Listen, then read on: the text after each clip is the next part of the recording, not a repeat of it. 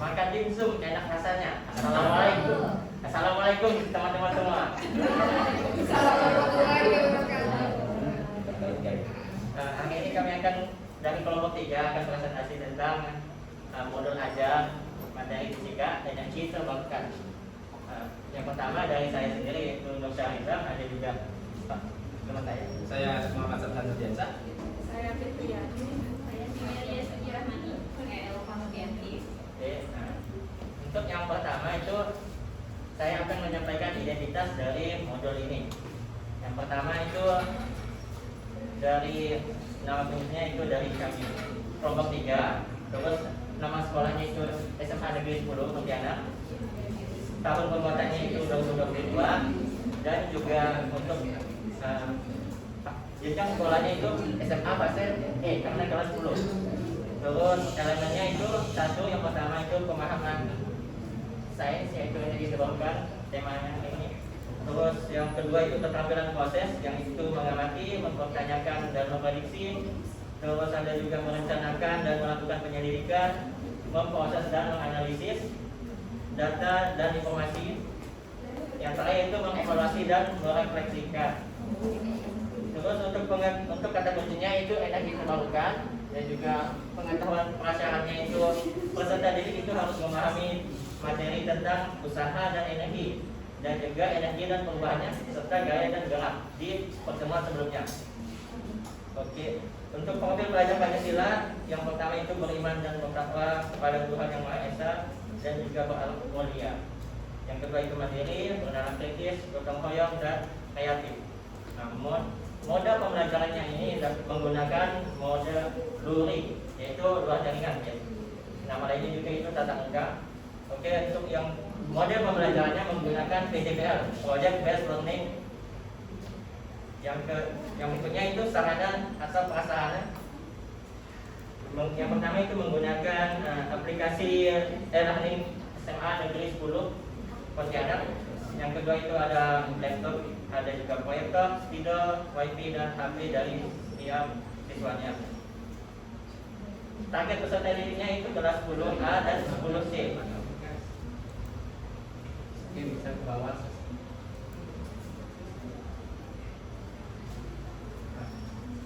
Komponen intinya yang pertama itu tujuan pembelajarannya, yaitu menganalisis keterbatasan sumber energi dan dampaknya, serta merancang penggunaan sumber energi alternatif yang sesuai di lingkungan sekitar, seperti biomasa, wind turbine, micro hydro, sel surya, dan lain sebagainya.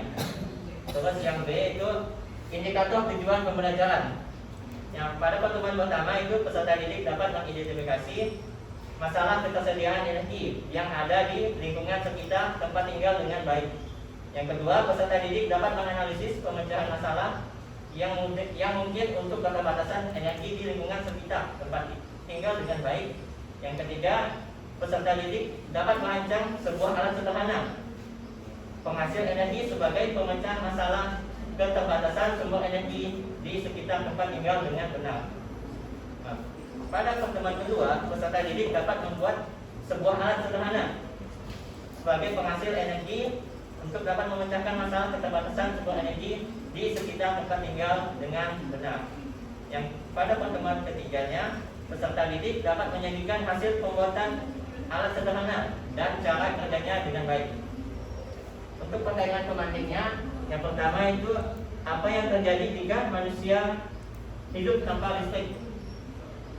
Yang kedua itu bagi daerah terpencil yang belum teraliri listrik itu bagaimana cara agar kebutuhan energi listrik di daerah tersebut dapat terpenuhi ataupun tercukupi. Yang pertanyaan ketiganya, dari mana energi yang diperlukan bisa didapatkan? Untuk yang berikutnya itu pemahaman bermakna. Yang pertama itu peserta didik memahami dampak yang mungkin terjadi ketika sumber energi listrik habis, sehingga perlu melakukan sesuatu untuk menjaga dan menghemat penggunaannya dalam kehidupan sehari-hari. Yang kedua, peserta didik dapat memahami bahwa sebagai generasi muda sangat berperan dalam menghabiskan energi, namun sekaligus bisa berperan dalam mengatasi keterbatasan energi. namun dapat mengatasi keterbatasan energi dalam kehidupan sehari-hari. Nah, yang ketiga itu pemahaman maknanya. Peserta didik memahami bahwa sejak ini harus memulai menemukan cara agar dapat mengatasi keterbatasan energi dengan hal-hal yang sederhana, seperti membuat alat sederhana penghasil energi listrik yang dapat membantu untuk kehidupan sehari-hari dari peserta didik tersebut. Oke, yang berikutnya akan disampaikan oleh saudari Fitriani. Silakan.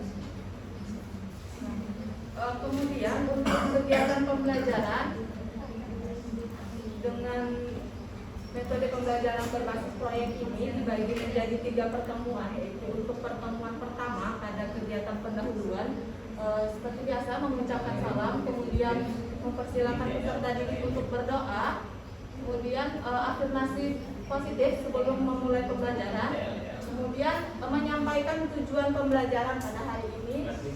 Nah, kemudian peserta didik melakukan tes diagnostik melalui aplikasi Quizzes. Nah, tes diagnostik ini diberikan pada saat sebelum pembelajaran, akan tetapi untuk link soal melalui Quizzes ini sudah diberikan di e-learning sekolah. Kemudian untuk melalui e-learning sekolah ini juga guru juga memberikan tautan video YouTube mengenai bagaimana jika listrik mati. Kemudian LKPD dan bahan bacaan juga diberikan melalui e-learning sekolah.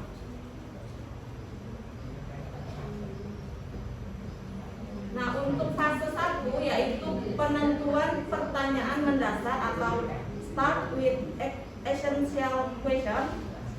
Guru membagi peserta didik menjadi beberapa kelompok secara heterogen berdasarkan hasil tes diagnostik. Jadi hasil tes diagnostik ini digunakan untuk membagi peserta didik menjadi beberapa kelompok, yaitu misalnya di sini setiap kelompok ini berjumlah 6 sampai 7 orang karena pembelajaran ini berbasis proyek, maka dalam satu kelompok ini mengapa ramai gitu kan, 6 sampai 7 ini kan ramai. Nah, ini untuk misalnya meminimalisir adanya biaya.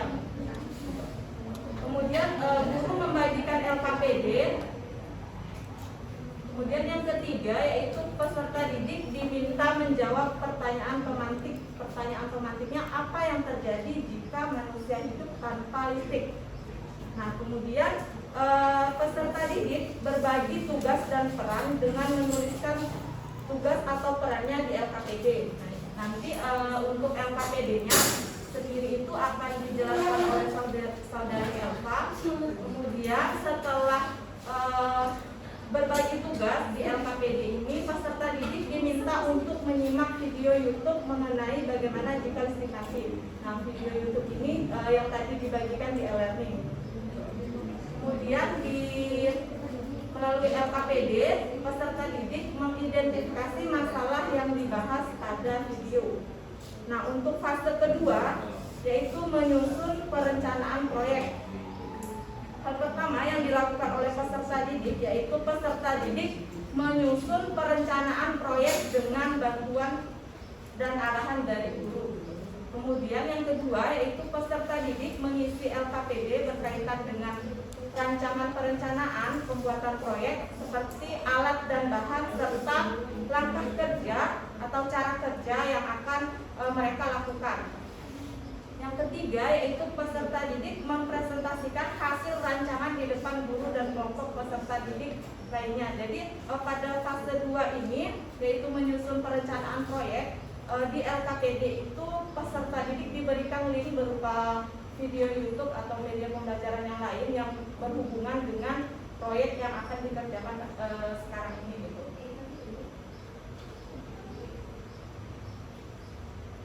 Nah, kemudian untuk fase yang ketiga yaitu menyusun jadwal, peserta didik menyusun jadwal perancangan dan pengerjaan proyek. Untuk jadwal perancangan dan pengerjaan proyek ini juga dicantumkan atau dituliskan di LKPD yang sudah dibagikan. Kemudian membuat kesepakatan jadwal konsultasi kemajuan atau monitoring pembuatan proyek dan membuat kesepakatan deadline pengumpulan proyek. Nah, kemudian untuk penutup pada pertemuan pertama itu guru mengajak peserta didik melakukan refleksi pembelajaran pada hari tersebut dan guru mengajak siswa untuk berdoa sebelum menutup pembelajaran. Nah, kemudian untuk pertemuan kedua yaitu pertemuan kedua ini diisi dengan monitoring. Monitoring yang pertama yaitu guru memantau peserta didik dan kemajuan proyek serta peserta didik ini menyampaikan hambatan atau kendala selama proses pengerjaan proyek. Jadi pada pertemuan kedua ini peserta didik kalau misalnya sudah ada kelompok yang telah menyelesaikan proyeknya, itu mereka membawa hasil dari proyek tersebut. Akan tetapi kalau misalnya ada beberapa kelompok yang misalnya proyeknya itu belum jadi, nah mereka ini di sini diminta untuk menyampaikan hambatan atau kendala yang mereka hadapi selama pengerjaan proyek tersebut. Nah, kemudian untuk pertemuan ketiga ini yaitu guru mereview hasil monitoring 1 pada pertemuan sebelumnya dan masuk ke fase kelima yaitu penilaian hasil. Di sini guru meminta masing-masing kelompok mempresentasikan hasil alat atau proyek atau prototipe dan memantau keterlibatan peserta didik dan mengukur ketercapaian standar. Nah, pada fase 5 ini guru ini melakukan asesmen formatif. Nah, kemudian masing-masing kelompok mempresentasikan hasil alat atau prototipe proyek yang telah dibuat. Setelah presentasi, peserta lainnya diminta untuk menanggapi atau memberi masukan pada alat atau prototipe yang kelompok tersebut buat dan presentasikan. Kemudian guru memberikan masukan pada alat atau prototipe yang dibuat oleh peserta didik. Kemudian peserta didik melakukan penilaian diri dan penilaian teman sebaya. Penilaian ini dilakukan oleh peserta didik dengan mengisi link Google Form. Untuk penilaian diri dan penilaian teman sejawat nanti akan dijelaskan oleh saudara di email. Nah, kemudian peserta didik menemukan hal yang sudah dilakukan dan yang belum dilakukan, yaitu mengungkapkan perasaan atau hal baru yang diperoleh serta tindak lanjut ke depannya. Nah, kemudian untuk penutupnya yaitu guru mengajak peserta didik melakukan refleksi pembelajaran pada hari ini. Refleksi pembelajarannya ini dilakukan melalui link Padlet. Kemudian guru memberikan kesempatan untuk peserta didik memperbaiki hasil proyek dan mengumpulkan kembali kalau misalnya ada proyeknya yang belum maksimal atau misalnya seperti tadi yang misalnya alatnya tidak berfungsi atau di sini kan materinya tentang energi terbarukan. Ada peserta didik yang misalnya membuat alat untuk energi alternatifnya ini berupa kincir angin gitu. Jadi dia memanfaatkan air, misalnya kincir anginnya patah, misalnya kan pada saat mereka membawa itu ke sekolah misalnya. Jadi mereka masih diberikan kesempatan untuk memperbaiki prototipe mereka. Nah, selesai. Kemudian untuk asesmen diagnostik dan penilaian teman sejawat serta penilaian diri akan dijelaskan oleh saudari Ina. Oke, terima kasih atas kesempatannya. Selanjutnya mengenai asesmen, jadi ada asesmen diagnostik. Di sini ada berjumlah 10 soal. Jadi bisa dilihat untuk yang tertinggi itu merupakan jawabannya.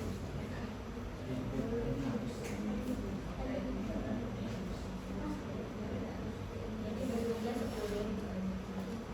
Selanjutnya ada asesmen formatif mengenai penilaian diri.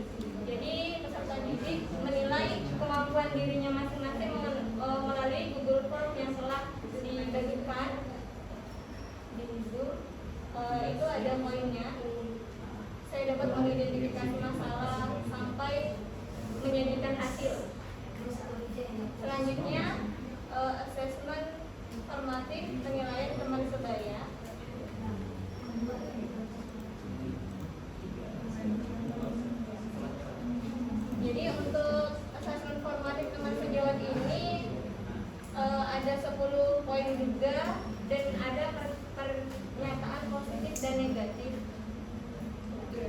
Jadi untuk mengantisipasi peserta didik yang menjawab ya semua tidak. Jadi diberikan pernyataan positif dan negatif. Ini juga berjumlah 9.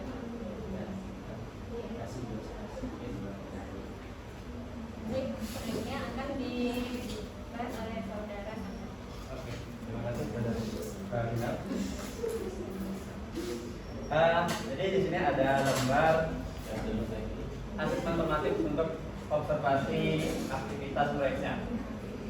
Di situ ada menilai pelaksanaan, perencanaan dan presentasinya. Nah, jadi ketika mereka melakukan perencanaan pada pertemuan pertama yaitu mengisi LKPD, itu kita nilai. Di situ ada poin 4 sampai 1 rentang skalanya. Jadi poin 4 sampai 1 pelaksanaan juga presentasinya itu ada indikator penilaiannya. Jadi ke bawah, ke atas. Nah, indikator dari masing-masing setiap aspek itu perencanaan, pelaksanaan, sama presentasi itu ada indikatornya, ada 4. Jadi kalau misalnya salah satunya tidak dilakukan, maka poinnya 3. Tapi kalau misalnya ada 2 yang tidak terlakukan, berarti poinnya 2 untuk masing-masing kelompoknya atau masing-masing individunya gitu. Kemudian selanjutnya ada asesmen, lanjut tercatat, asesmen kegiatan diskusi dan presentasi. Nah, ini digunakan pada saat pertemuan ketiga, yaitu pertemuan yang melakukan presentasi dan evaluasi. Jadi ketika peserta didik ini melakukan presentasi, maka lembar ini digunakan untuk menilai masing-masing individu dalam melakukan presentasi. Nah, ini berkaitan juga dengan penilaian profil peserta didik, yaitu bernalar kritis. Nah, jadi kan di sini ada indikator mengajukan pertanyaan, menjawab pertanyaan, menganalisis gagasan sesuai sains, dan juga mengevaluasi serta merefleksi. Jadi masing-masing peserta didik dinilai secara individu pada saat mereka presentasi itu. Di sisi A ini apakah bisa menjawab pertanyaan, apakah audiens ini ada yang mengajukan pertanyaan, apakah si B ini menjawab dengan bahasa ilmiah atau sesuai dengan sains dan konsep yang ada gitu. Jadi lembar asesmen ini digunakan untuk di pertemuan ketiga. Kalau yang di asesmen yang sebelumnya bisa digunakan dari pertemuan 1 sampai pertemuan ketiga, kan dari proses perencanaan, pelaksanaan sampai presentasi. Selanjutnya, lanjut ke perhatian asesmen sematik. Nah, ini digunakan untuk mengukur sejauh mana mereka paham selama 3 pertemuan tersebut. Jadi apa yang telah mereka lakukan dari pertemuan 1, 2, 3, apa yang mereka pelajari itu kita ukur melalui tes sematik sejauh mana mereka memahami sebuah pemahaman energi terbarukan. Selanjutnya ada juga asesmen remedial dan penilaian. Jadi remedial ini diberikan jika si peserta didik atau kelompok tersebut nilainya itu belum mencapai capaian tertentu. Jadi kalau misalnya nilainya masih kurang, maka mereka akan diberikan remedial. Walaupun mereka sudah melakukan perbaikan produk, tapi ketika perbaikan produknya itu masih belum maksimal dan nilainya masih belum cukup, maka kita berikan remedial. Gitu. Kemudian ada juga asesmen untuk refleksi. Nah, refleksinya ini untuk peserta didik dan juga guru. Jadi peserta didik melakukan refleksi terhadap pembelajaran yang sudah dilakukan selama mereka melakukan pembelajaran itu, apa yang mereka rasakan, apa yang mereka dapati. Begitu juga yang dilakukan oleh guru ketika melakukan refleksi. Baik, selanjutnya akan dijelaskan oleh saudari Elba. Silakan, Kak Elba.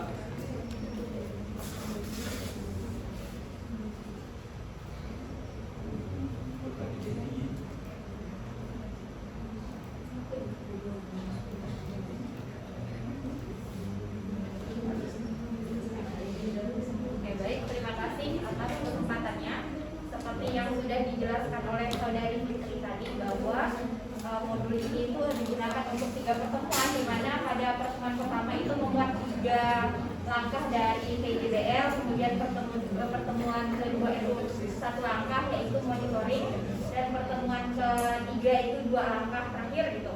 Nah, LKPD ini akan memfasilitasi siswa untuk pertemuan yang pertama nanti bagian awal itu ada bagian untuk siswa itu menuliskan nama beserta perannya dalam kelompok. Jadi tujuan dituliskan itu biar siswa itu lebih merasa bertanggung jawab gitu akan tugasnya dalam mensukseskan proyek kelompoknya. Kemudian ada juga dituliskan tujuan pembelajaran serta indikator dari tujuan pembelajaran untuk pertemuan hari itu. Nah, kemudian di bagian bawah ada petunjuk penggunaan dari LKPD. Next. Oke, nih. Bawahkan dulu. Oke, ini mohon maaf dulu sebelumnya. Jadi harusnya bawahkan. Nah, harusnya ini setelah membagikan LKPD yang dilakukan oleh siswa adalah menjawab pertanyaan pemantik dari guru gitu ya. Jadi ini agak keliru dalam hal mendesain sebenarnya. Jadi setelah guru mengajukan pertanyaan pemantik, nanti kan siswa akan jawab satu-satu nih. Nah, apa yang terjadi jika manusia hidup tanpa listrik? Nanti kan akan macam-macam jawabannya. Nah, jawaban mereka itu akan mereka tuliskan di LKPD. Nah, setelah menjawab pertanyaan pemantik ke atas, ke bagian atas, nah siswa akan menonton video. Jadi video itu isinya adalah apa yang terjadi kalau manusia itu hidup tanpa listrik mulai dari detik pertama sampai 1 tahun gitu. Jadi awalnya tuh apa yang terjadi, mereka tidak bisa cek HP, terus 5 menit pertama apa yang terjadi, misalnya lampu lalu lintas itu tidak nyala, terjadi kemacetan dan lain sebagainya gitu kan, sampai 1 tahun. Jadi selama 1 tahun itu listrik tidak ada akan merubah kebudayaan manusia secara total gitu ibaratnya. Oke. Terus setelah menonton video, yang atas siswa akan diminta untuk mendeskripsikan permasalahan yang mereka dapat dari video yang sudah ditonton tadi dan diamati gitu. Terus menuliskannya di LKPD. Kemudian mereka juga diminta untuk menjawab bagaimana cara agar manusia itu mampu memenuhi kebutuhan energi listrik di daerah terpencil misalnya tanpa menggunakan energi fosil yang sekarang kita banyak gunakan, tetapi dengan memanfaatkan sumber energi lain yang masih melimpah di bumi seperti itu. Terus bagian pertanyaan berikutnya, nah ditanya juga ke siswa, bisakah kita membuat sebuah alat penghasil listrik sederhana yang memanfaatkan sumber listrik yang melimpah di alam selain dari energi fosil gitu. Nah, deskripsikan salah satunya gitu. Jadi tergantung siswa tuh kepikirannya apa, ingatnya apa, dan pengennya energi alternatif kayak mana gitu. Nah, setelah itu siswa itu diminta untuk merancang desain produk serta menuliskan alat dan bahannya gitu di LKPD-nya. Alat apa saja sih yang dibutuhkan untuk membuat proyek itu. Kemudian, nah untuk merealisasikan proyek yang mereka rencanakan, kira-kira langkahnya seperti apa yang pertama, apa yang harus dilakukan, dan sampai langkah terakhir sampai produknya tuh bisa jadi secara sempurna gitu. Kemudian, nah di bagian terakhir itu siswa diminta untuk mendesain sketsa kira-kira gambaran produk jadi di pikiran mereka tuh seperti apa sih gitu. Nah, mereka gambarkan di bagian ini. Nah, setelah itu mereka akan presentasi di depan kelas gitu, masing-masing kelompok mempresentasikan hasil rancangan yang sudah mereka buat gitu. Nah, kemudian oke. Next.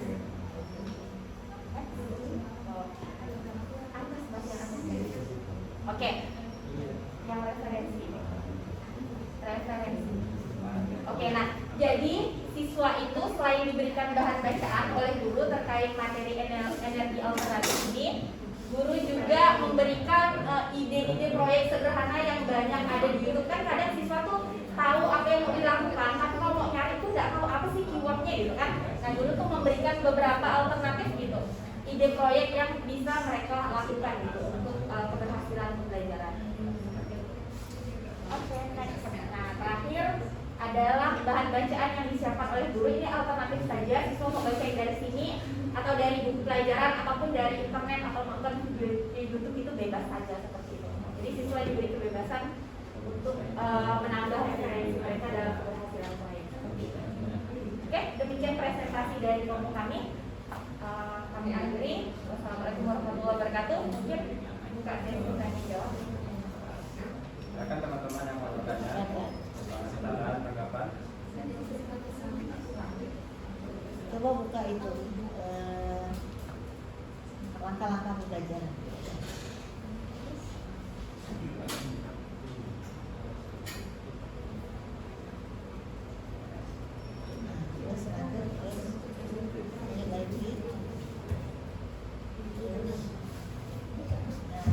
fase 1.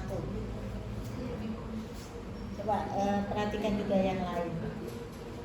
Kira-kira sudah tepat nggak langkah-langkahnya? Langkah fase 1.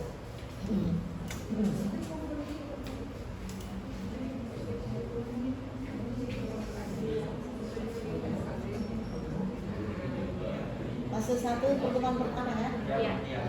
Silakan.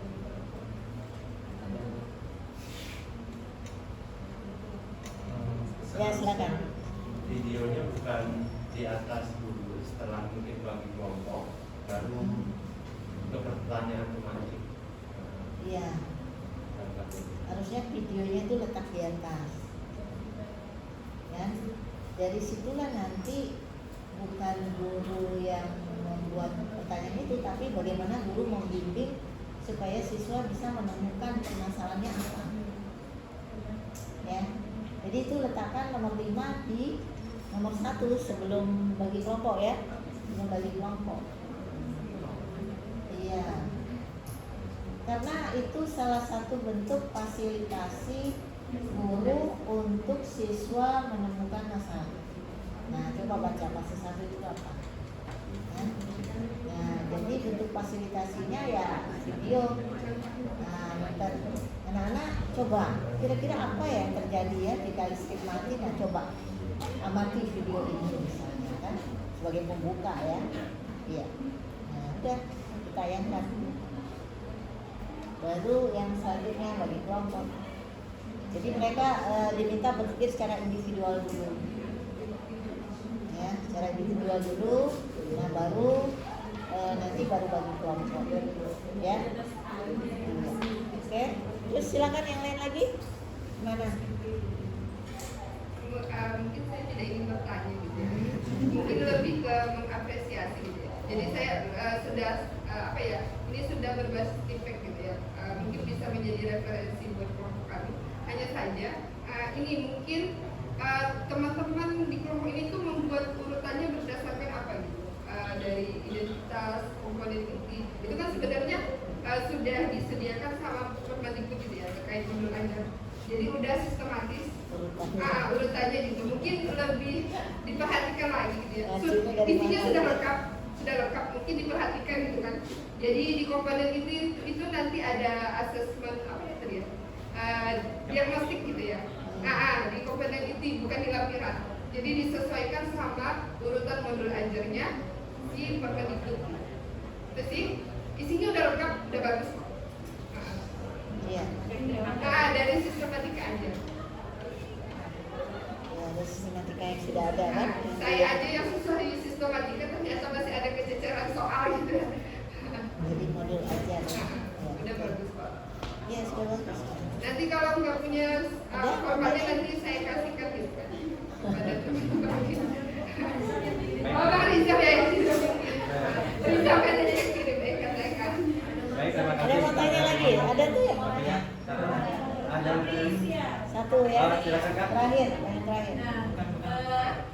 Saya masih agak bingung sih sebetulnya. Mungkin teman-teman bisa kasih infonya. Begini kan mereka buat alat yang untuk pembangkit listrik, tapi kalian memberikan kebebasan pakai energi apa aja gitu kan. Nah, jadi yang saya mau tanyakan, gimana cara kita mengukur nilainya, ngasih nilainya gitu. Misalnya ada yang buat kincir angin, lalu ada yang buat kincir air, lalu ada yang bisa pakai panel surya. Nah, apakah nilainya itu sama selama dia bisa hidup listriknya, atau kita juga melihat tingkat kesulitannya gitu. Nah, gimana kira-kira pemetaan nilainya itu gimana gitu? Karena saya mungkin ya jadi referensi saya juga gitu. Karena kalau saya ngasih mereka kayak gini, jujur bingung gitu kan. Karena kan dari buat kincir, panel itu kan beda-beda kan. Tingkat kesulitannya, nah seperti itu. Baik, terima kasih pertanyaannya. Nah, Dilihat ya. Ada yang mau jawab, teman-teman? Baik, terima kasih. Jadi sebelumnya saya ingin menanggapi saran dari Kak Atria tadi. Ya. Ya, Jadi bagian asesmen ini kami menempatkannya bukan di dalam lampiran, Oh, tapi iya. sudah di dalam komponen intian. Jadi yang Ada yang lain gitu kayaknya. berikutnya pertanyaan dari saudari Aprilia. Jadi sumber energi, apakah nilainya sama tadi ya? Nilainya sama.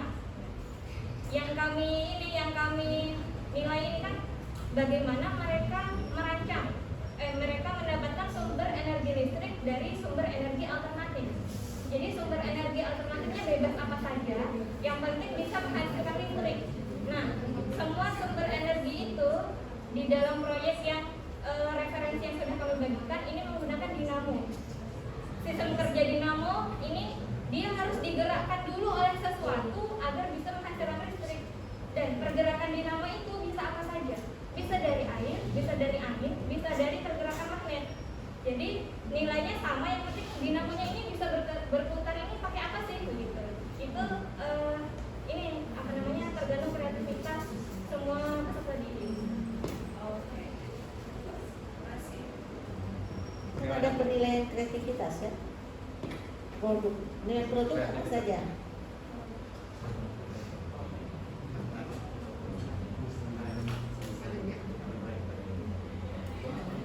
Nilai produk ada enggak? Coba. Produk Ya mungkin belum ada. belum ada ya. Nah, jadi di produk itu kami belum ada. Karena di situ bisa nanti melihat kreativitas peserta didik gitu ya. Dan itu mungkin bisa jadi beda gitu, antar siswa kreativitasnya ya. Iya. Karena ini belum ada kan dengan produknya. Iya, oke. Udah spesifik produk belum? Belum ya. Berarti itu ditambah ya. Ini udah Kalau produk bagus. itu kan pakai laporan.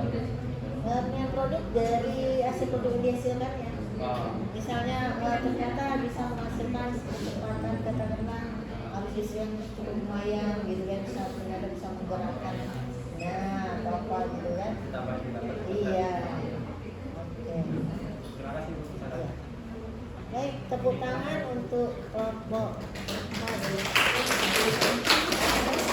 Baik, lanjut terakhir. Terima kasih perhatiannya. Wassalamualaikum warahmatullahi wabarakatuh. Selamat siang semuanya. Warahmatullahi wabarakatuh. Oh iya siap.